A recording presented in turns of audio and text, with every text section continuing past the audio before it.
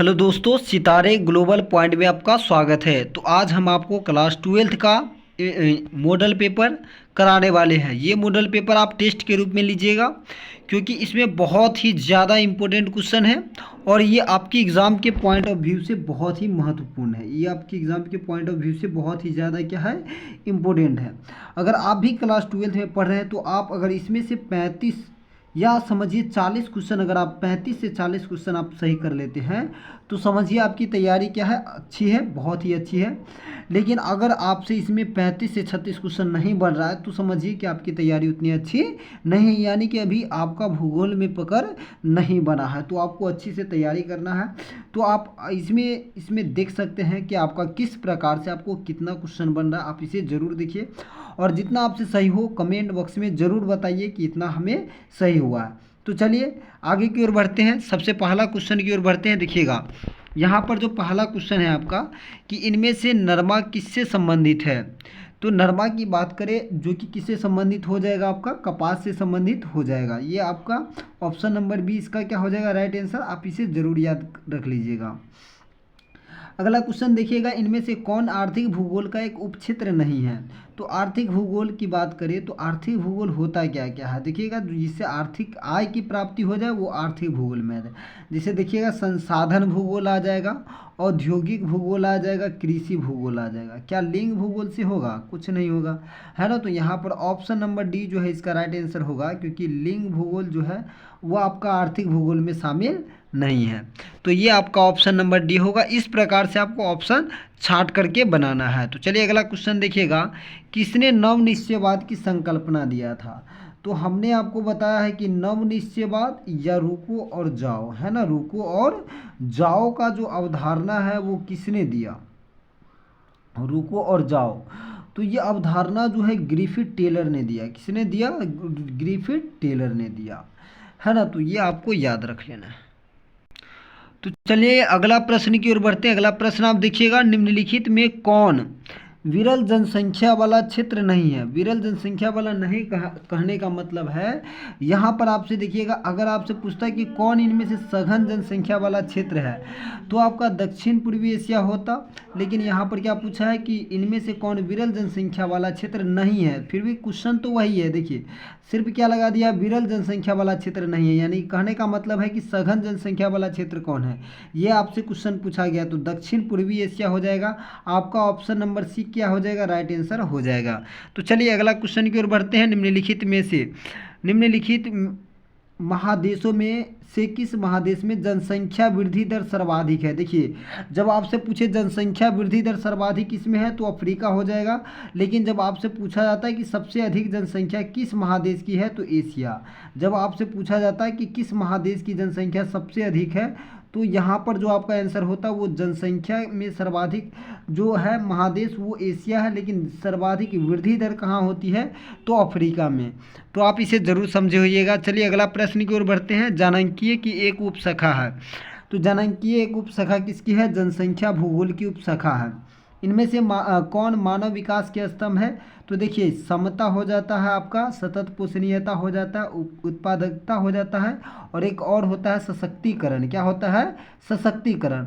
तो ये आपका चार जो है क्या है, ये आपका चार जो है मानव विकास के स्तंभ होते हैं।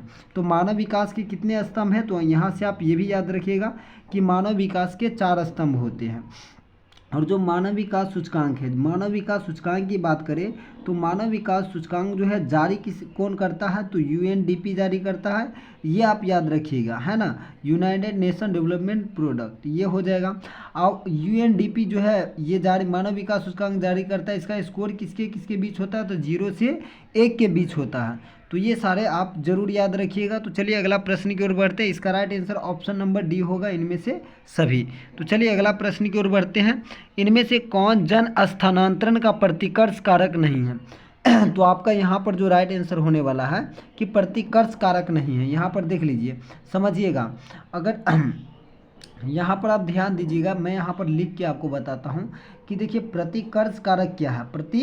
कर्ष कारक क्या है यहाँ पर आप समझिएगा, और दूसरा क्या है कि अपकर्ष कारक क्या है, अपकर्ष कारक क्या है। आप ये दोनों नोट में लिख लीजिएगा अपने कॉपी में। देखिए, प्रतिकर्ष कारक बोलते हैं जीवन के निम्न दशा को, यानी कि जब आपका खराब दशा है तो वो है प्रतिकर्ष कारक, है ना। यानी कि खराब दशा को ही क्या बोलते हैं, प्रतिकर्ष कारक बोलते हैं। जैसे में आ जाएगा बेरोजगारी, क्या आ जाएगा, बेरोजगारी आ जाएगा आपका। फिर क्या आ जाएगा, महामारी आ जाएगा।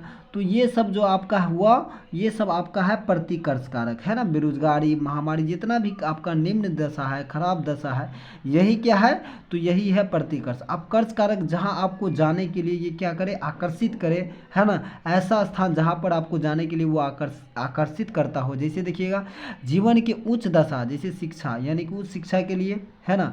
बेहतर यानी कि स्वास्थ्य, है ना। तो शिक्षा, स्वास्थ्य, ये सब किस में आ जाएगा आपका, तो अपकर्ष कारक में आ जाएगा, है ना। तो अपकर्ष कारक आप समझ गए होइएगा, और प्रतिकर्ष कारक। तो यहाँ पर आपसे क्या पूछा है कि कौन प्रतिकर्ष कारक नहीं है, तो रोजगार के अवसर क्या हो गया, अपकर्ष कारक। तो इसलिए रोजगार के अवसर, ऑप्शन नंबर डी क्या हो जाएगा, राइट आंसर हो जाएगा।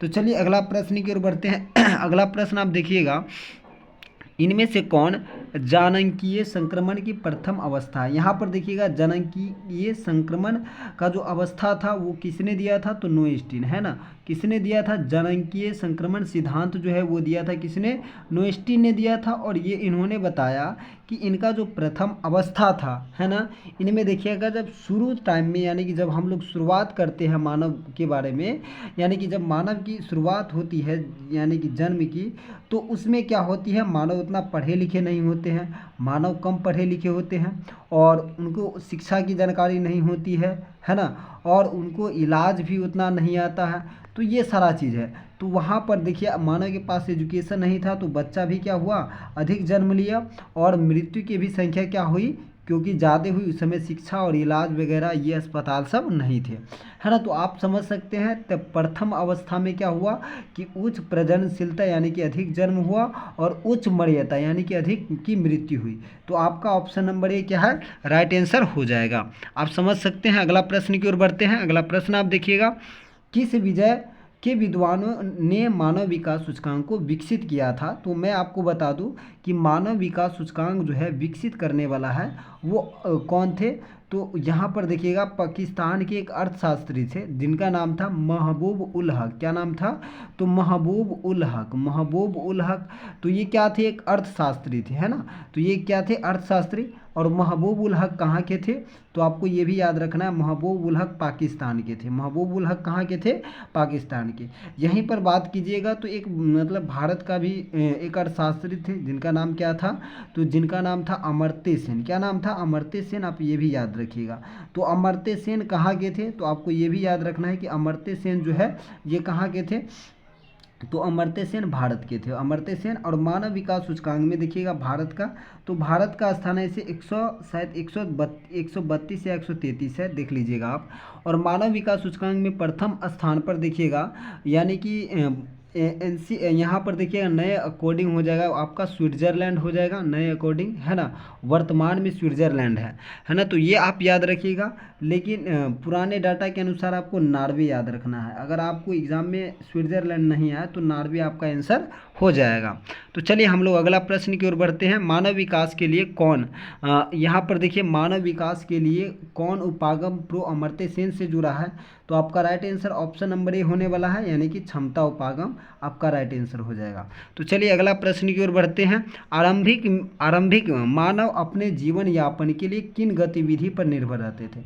यानी कि जब देखिएगा आरंभिक, यानी कि जब शुरुआत में मानव जो है अपन जीवन यापन जब शुरुआत किए तो किन गतिविधि पर जो है निर्भर रहते थे। तो आपका right answer option number C चला जाएगा, क्योंकि देखिए आखेट, यानी कि शुरुआत में मानव क्या करते थे, आखेट करते थे, और संग्रहण, यानी आखेट कहने का मतलब है यानी कि शिकार करते थे, है ना। तो शिकार करते थे जानवरों का, और संग्रहण करते थे। तो आपका ऑप्शन नंबर सी क्या हो जाएगा, राइट आंसर। अगला प्रश्न आप देखते हैं, तो चलवासी पशुचारक निर्भर होते हैं।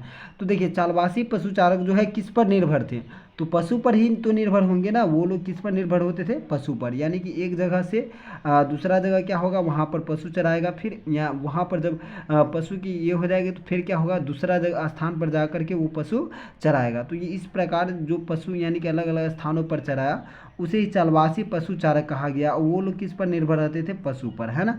तो आपका right answer option number A होगा। अगला प्रश्न जो है, रेनडियर कहाँ पाए जाते हैं। तो यहाँ पर आपका राइट आंसर होने वाला ऑप्शन नंबर बी, आर्कटिक प्रदेश में रेनडियर जो है पाए जाते हैं। सीमेंट उद्योग पर आधारित है। देखिए बहुत ही आसान प्रश्न है, यानी कि सीमेंट उद्योग किस पर आधारित होगा, बताइए। जंगल पर होगा, ऐसा ही गलत कर दीजिएगा। रसायन पर होगा, नहीं होगा। जानवर पर होगा, नहीं होगा। खनिज पर। क्या होगा, सीमेंट उद्योग किस पर आधारित होती है, खनिज पर, है ना। ये आप याद रखिएगा। सीमेंट उद्योग का कच्चा माल क्या होता है, तो आप ये भी याद रखिएगा, सीमेंट उद्योग का कच्चा माल जो होता है वो आपका चूना पत्थर क्या होता है, तो चूना पत्थर होता है। ये सारा बात आप याद रख सकते हैं। तो चलिए हम लोग अगला प्रश्न की ओर बढ़ते हैं। यहाँ पर अगला प्रश्न देखिएगा आप, इनमें से कौन औद्योगिक नगर है। यहाँ पर बहुत ही अच्छा प्रश्न है और समझने वाला प्रश्न है। देखिए इनमें से कौन औद्योगिक नगर है, तो आप यहाँ पर चुनिएगा, है ना। तो चुनिए कौन औद्योगिक नगर है, आप कैसे चुनिएगा, आप बताइए। तो यहाँ पर हम लोग चुनेंगे कैसे कि इनमें से कौन औद्योगिक नगर। देखिए आरा क्या औद्योगिक नगर है, या अजमेर है, या लखनऊ है। तो देखिएगा ये सारा औद्योगिक नगर नहीं होगा, है ना। और बोकारो देखिएगा तो एक औद्योगिक नगर है। तो आपका ऑप्शन नंबर क्या हो जाएगा, option number B is the right answer हो जाएगा। तो चलिए अगला प्रश्न की ओर बढ़ते हैं। इनमें से कौन स्लेज से संबंधित है। देखिए स्लेज से जो संबंधित है वो रेंडियर, रेंडियर डॉग जो होता है, यानी कि रेंडियर कुत्ता जो होता है स्लेज से संबंधित होता है। वो क्या करता है, देखिएगा यहाँ पर, यानी कि इस प्रकार से एक टांग मतलब एक लगा रहता है जिसमें मनुष्य बैठता है, और एक इस प्रकार से डॉग रहेगा या 2-3 रहेगा, इस प्रकार से इसमें रख दिया जाएगा और इसको लेकर के जाएगा, है ना। तो रेंडियर डॉग जो होता है वो स्लेज से संबंधित होता है। ये आपका पहाड़ी इलाका सब में अधिकतर देखने को मिलता है। भारतीय राष्ट्रीय महामार्ग का प्राधिकरण कब प्रचलन में आया। तो ये आपका जो यहाँ पर जो राइट आंसर होने वाला आपका, ये आपका राइट आंसर क्या होगा, 1995। क्या हो जाएगा, 1995। ऑप्शन नंबर आपका बी हो जाएगा। निम्नलिखित में से कौन तृतीय क्रियाकलाप है। तो यहाँ पर आपका राइट आंसर व्यापार हो जाएगा। अब देख लीजिएगा व्यापार जो है तृतीय क्रियाकलाप। कृषि की बात करें तो ये प्रथम में आ जाएगा। आखेट की बात करें तो ये भी आपका प्रथम। बुनाई की बात करें तो ये आपका दूसरा में आ जाएगा। बुनाई किसी में आ जाएगा, दूसरे में आ जाएगा, है ना। तो ये सारा आप याद रखिएगा। अगला प्रश्न आप देखते हैं, तो किस समुद्री मार्ग पर ऑकलैंड अवस्थित है। तो यहाँ पर जो आपका राइट आंसर होने वाला है, ये option number B is the right answer होने वाला है, यानी कि दक्षिण प्रशांत। क्या हो जाएगा आपका ऑप्शन नंबर बी। अगर ये टेस्ट में अगर आप 35 से 36 क्वेश्चन सही कर लेते हैं तो समझिए आपकी तैयारी बहुत ही अच्छी है, या 30-35 भी करते हैं तब भी आपकी तैयारी अच्छी मानी जाएगी। किस नदी पर डुसेलडर्फ पतन अवस्थित है। तो यहाँ पर जो आपका राइट आंसर हो जाएगा राइन नदी। कौन सा नदी, राइन नदी हो जाएगा। ऑप्शन नंबर ए इसका राइट आंसर हो जाएगा। अगला प्रश्न देखिएगा, किस देश में खेत से कारखानों तक दूध की आपूर्ति पाइपलाइन के जरिए होती है। तो न्यूजीलैंड, है ना। न्यूजीलैंड में होती है पाइपलाइन जो है पेट्रोलियम से संबंधित होगा, ये आपको याद रखना है। लेकिन देखिए किस देश में पूछेगा आपसे कि खेत से कारखानों तक दूध की आपूर्ति पाइपलाइन के जरिए होती है, तो आपका न्यूजीलैंड होगा। चलिए अगला प्रश्न, भारत में मुक्त आकाश नीति कब आरंभ किया गया था। तो देखिएगा भारत में मुक्त आकाश नीति जो है 1992 में किया गया था। कौन सी संस्था प्रति वर्ष मानव विकास रिपोर्ट जारी करती है। तो यूएनडीपी। कौन जारी करता है, हमने बताया था आपको, यूएनडीपी। और इसका स्कोर किसके बीच है, 0 से 1 के बीच स्कोर होता है। यूएनडीपी यानी कि मानव विकास सूचकांक में देखिएगा आपका प्रथम स्थान जो है किसका है, तो स्विट्जरलैंड का है। लेकिन यहाँ पर देखिए आप पुराने डाटा के अनुसार नंबर 1 पर नॉर्वे हो जाएगा। क्या हो जाएगा, नॉर्वे। तो ये सारा बात आप जरूर याद रखिएगा। गहन जीविका कृषि पाई जाती है। तो आपका राइट आंसर होगा दक्षिण पूर्वी एशिया में। गहन जीविका कृषि कहाँ पाई जाती है, दक्षिण पूर्वी एशिया में।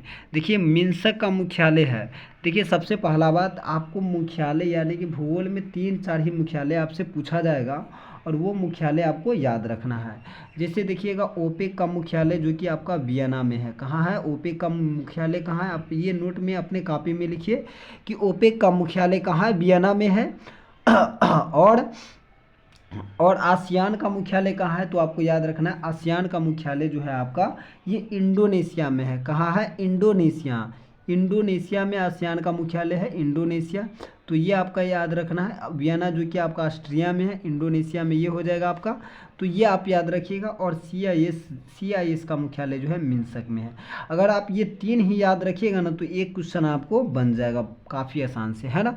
तो आप ये तीनों को या स्क्रीनशॉट ले लीजिए या आप इसे याद कर लीजिए। तो चलिए अगला प्रश्न की ओर बढ़ते हैं। यहाँ पर अगला प्रश्न हम लोग देखेंगे, आधुनिक भारत में कुल अनुसूचित भाषा कितनी है। तो यहाँ पर आपका right answer option number C 22 हो जाएगा, है ना। भारत में भारतीय संविधान की बात करें तो भारतीय संविधान में भाषा की चर्चा जो है आपका वो भाग 17 में है। भाग कितने में है? भाग 17 में भारतीय संविधान में भाषा की चर्चा है। अनुसूची की बात करें तो किस अनुसूची में भाषा की चर्चा है, तो आपको ये भी याद रखना, अनुसूची 8 में भाषा की चर्चा है। तो ये सारा बात आपको याद रखना है। 8वीं अनुसूची में कुल कितनी भाषाओं को राज्य भाषा का दर्जा मिला है, तो आपका हो जाएगा कुल, यानी कि 22 भाषाओं को, राज्य भाषा नहीं बोलिएगा, कुल 22 भाषाओं को संविधान में मान्यता प्राप्त है। और राजभाषा की बात करें तो हमारे देश का राजभाषा जो है वो आपका हिंदी है। हिंदी भाषा क्या है? एक राजभाषा है। और देखिएगा वो कोई राष्ट्रभाषा नहीं है। तो ये बात आप जरूर याद रखिएगा। मणिपुर, मिजोरम और नागालैंड में कौन सी भाषा बोली जाती है? तो यहाँ पर देखिएगा, यहाँ पर जो आंसर देखिएगा, यहाँ पर काफ़ी बच्चे जो है यहाँ पर कंफ्यूज करेगा कि मणिपुर, मिजोरम और नागालैंड में कौन सी भाषा बोली जाती है, क्योंकि ऑप्शन इसी प्रकार से दिया गया है। आप काफ़ी ज़्यादा कंफ्यूज कर जाइएगा। हमने बोला है कि अगर आप ये क्वेश्चन को लगा लेते हैं ना तो समझिए किसी भी प्रकार का आप टेस्ट बहुत ही आसान से लगाइएगा। ये आपका हो जाएगा किरात। आप कहिएगा सर किरात क्या होता है? किरात तो हम कभी सुने ही नहीं है। किरात जो भाषा है वो चीनी तिब्बती की हुई कहा जाता है। किसको बोला जाता है? चीनी तिब्बती भाषा को ही किरात बोला जाता है। तो आप ये याद रखिएगा। और चीनी तिब्बती जो है बहुत ही कम मात्रा में बोली जाती है ये भाषा। ये भाषा क्या है? बहुत ही कम मात्रा में बोली जाती है। इसे आप याद रखिएगा कि सबसे कम भारत में कौन सी भाषा बोली जाती है? चीनी तिब्बती। ये आप याद रखिएगा। और सबसे ज़्यादा तो भाई यूरोपीय या बोलिएगा भारतीय यूरोपीय, है ना। भारतीय यूरोपीय भाषा जो है सबसे ज़्यादा बोला जाता है। तो ये आप जरूर याद रखिएगा, है ना। तो चलिए अगला प्रश्न की ओर बढ़ते हैं। किस प्रदेश में प्रलिखित प्राचीनतम नगरीय बस्ती पाई जाती है? तो आपका राइट आंसर जो होने वाला है वो आपका क्या हो जाएगा? देखिए प्राचीनतम नगरीय बस्ती पूछा है तो सिंधु घाटी हो जाएगा। प्रयाग एक उदाहरण है। प्रयाग किसका उदाहरण है? देखिएगा प्राचीन शहर का। क्या हो जाएगा? ऑप्शन नंबर ए प्राचीन शहर का हो जाएगा आपका। अगला प्रश्न की ओर बढ़ते हैं। इनमें कौन सांस्कृतिक शहर का उदाहरण है? यानी कि देखिए सांस्कृतिक शहर कौन सा है? दानापुर है, श्रीनगर है, बबीना है या पुष्कर है? तो आपका right answer option number A हो जाएगा, पुष्कर इसका राइट आंसर हो जाएगा। तो चलिए अगला प्रश्न की ओर बढ़ते हैं। अगला प्रश्न आप देखिएगा तो यहाँ पर अगला प्रश्न जो है आपका मऊ उदाहरण है। मऊ किसका उदाहरण है? तो गैरीसिन शहर। गैरीसिन शहर का उदाहरण होता है मऊ। और मऊ की बात करें, देखिए मऊ किसको बोलते हैं? यानी कि मऊ शहर किसको बोलते हैं? छावनी शहर को। यानी कि जो सैनिक का अड्डा हो, क्या हो? सैनिक का अड्डा हो उसे ही छावनी शहर बोलते हैं। तो यानी कि गैरीसिन शहर जो है वो छावनी शहर होता है। और गैरीसिन शहर की बात करें तो कहाँ कहाँ स्थित है? तो आपको याद रखना है ये शहर है अम्बाला। कहाँ है? अम्बाला है आपका, महू हो जाएगा। अम्बाला के बाद क्या बोलिएगा? महू हो जाएगा। और महू के बाद आप बोलिएगा जलांधर हो जाएगा। फिर जलांधर के बाद आप बोलिएगा बबीना हो जाएगा। तो ये सारा शहर जो है आपका बबीना, तो ये जो शहर है आपका ये यानी कि गैरीसिन शहर है। तो आप इसे ज़रूर याद रखिएगा। अम्बाला, जलांधर, बबीना, महू ये सब आपका क्या है? एक छावनी शहर है यानी कि गैरीसिन शहर है। तो आप इसे ज़रूर याद रखिएगा। तो चलिए अगला प्रश्न की ओर बढ़ते हैं। निम्नलिखित में कौन भूमि उपयोग वर्गीकरण नहीं है? तो यहाँ पर जो आपका राइट आंसर होने वाला है सीमांत भूमि। क्या हो जाएगा? तो सीमांत भूमि, यहाँ पर कृषि भी कम होगा, औद्योगिक भी कम होती है। तो ये सीमांत भूमि में होती है। ये आप जरूर याद रखिएगा। हरित क्रांति का संबंध किससे होगा? देखिए मछली से तो हो ही नहीं सकता, ना अंडा से, वन से भी नहीं होगा। तो आपका right answer option number A हो जाएगा, फसल से हो जाएगा। और फसल क्या बात करें, हरित क्रांति का जो संबंध है खाद्यान्न से है। और हरित क्रांति की बात करें तो हरित क्रांति का जो जनक है वो आपका एम.एस. स्वामीनाथन है। कौन है? एम.एस. स्वामीनाथन। आप इसे जरूर याद रखिएगा। हरित क्रांति के जनक जो है एम.एस. स्वामीनाथन है। विश्व की बात करें तो विश्व में हरित क्रांति के जनक जो है वो डॉक्टर नॉर्मन बोरलॉग है। कौन है? डॉक्टर नॉर्मन बोरलॉग है। ये आप जरूर याद रखिएगा। ये सारा प्रश्न हरित क्रांति ये बता दिया आपको। इनमें से देखिएगा कॉफ़ी के उत्पादन के लिए प्रसिद्ध है। तो यहाँ पर जो आपका राइट आंसर होने वाला है पश्चिमी घाटी। और भारत की बात करें तो देखिए भारत में जो आपका होगा ये यानी कि देखिएगा ये महाराष्ट्र है, फिर यहाँ पर क्या आ जाएगा, महाराष्ट्र के बाद आ जाएगा आपका गोवा, फिर आ जाएगा कर्नाटक, फिर केरल। तो यहाँ पर देखिए कर्नाटक में जो है काफ़ी ज़्यादा जो है कॉफ़ी यहाँ पर मिलता है। तो पश्चिमी घाटी यहाँ पर क्या आंसर हो जाएगा, ऑप्शन नंबर ए। तो आपको विश्व की बात करें, विश्व में कॉफ़ी कहाँ पाया जाता है, तो विश्व में सर्वाधिक कॉफ़ी जो है आपका वो ब्राज़ील में पाया जाता है। कहाँ पाया जाता है, ब्राज़ील में। और ब्राज़ील के कॉफ़ी बागान को ही क्या बोलते हैं, तो ब्राज़ील के कॉफ़ी बागान को बोलते हैं फेजेंडा। क्या बोलते हैं, ब्राज़ील के कॉफ़ी बागान को बोला जाता है फेजेंडा। इस बात को आपको याद रखना है।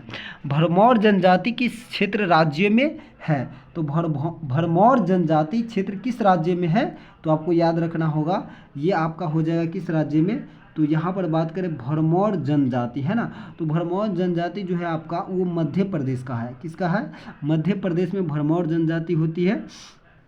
तो आप ये याद रखिएगा कि भरमौर जनजाति जो है कहाँ आपका पाया जाता है, सॉरी यहाँ पर भरमौर जनजाति ये मध्य प्रदेश नहीं होगा, यहाँ पर देखिए हिमाचल प्रदेश होगा। क्या होगा, हिमाचल प्रदेश, सॉरी गलत बोला गया है, यहाँ पर आप लोग सही करिएगा, ये हिमाचल प्रदेश होगा। भरमौर जनजाति जो है किस राज्य में है, तो ये आपका हो जाएगा हिमाचल प्रदेश।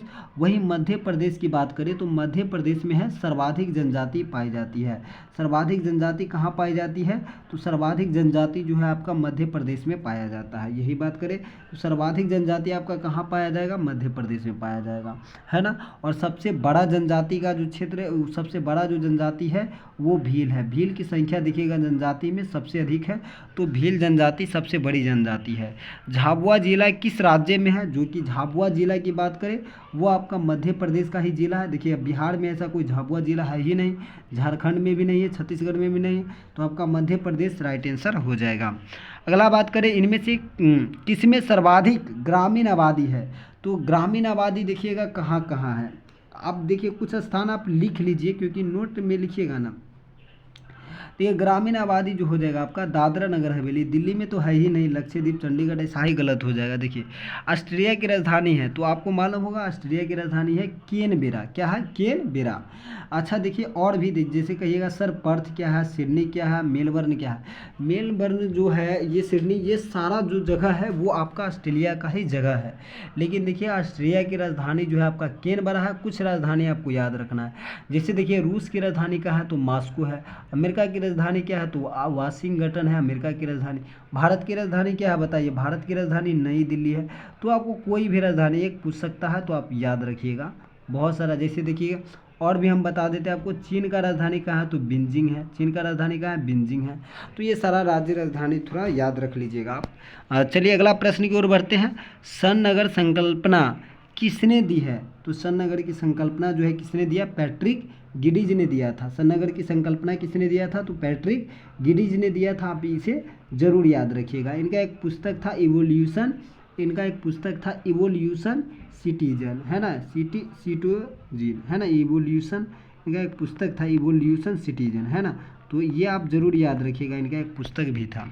झारखंड में कोयला खान कहाँ स्थित है, तो झारखंड में कोयला देखिएगा झड़िया क्षेत्र में मिलेगा आपको। तो ऑप्शन नंबर क्या हो जाएगा, सी राइट आंसर। घाटशिला कहाँ है, तो घाटशिला जो आपका है वो झारखंड में ही है। भारत का प्रथम तेल शोधन कारखाना असम के डिगबोई क्षेत्र में हुआ था, तो ये आपका डी आंसर हो जाएगा। यहीं पर बात करें दिल्ली से कोलकाता, और दिल्ली से कोलकाता की बात करें, देखिए यहाँ पर देखिएगा कलकत्ता से जो दिल्ली के जोड़ता है उसे इसे NH अभी वर्तमान समय में देखिएगा तो NH90 बोला जाता है, लेकिन पुराने समय में NH2 उसका नाम था। तो NH2 अभी सही कीजिएगा। यहाँ पर देखिए अगला प्रश्न, दक्षिण मध्य रेलवे का मुख्यालय कहाँ है, तो यहाँ पर आप लिख लीजिए, मैं आपको लिखा देता हूँ। यहाँ पर आप इस प्रकार से एक चित्र बना देते हैं और देखिए ध्यान कीजिएगा। उत्तर रेलवे का मुख्यालय जो है आपका वो है आपका दिल्ली। क्या है, उत्तर रेलवे का मुख्यालय है दिल्ली। यहीं पर बात करें दक्षिण का है चेन्नई, दक्षिण का क्या है चेन्नई, आप याद रखिएगा। इस प्रकार से देखिए उत्तर का क्या है, तो उत्तर मुख्यालय है। यहाँ पर देखिए यहाँ पर बात करें पूरब, तो पूरब का मुख्यालय कहाँ है, पूर्वी रेलवे का मुख्यालय जो है आपका वो कलकत्ता, क्या है कलकत्ता है, ये आप याद रखिएगा। और पश्चिमी रेलवे का मुख्यालय जो कि आपका मुंबई हो जाएगा, क्या हो जाएगा मुंबई।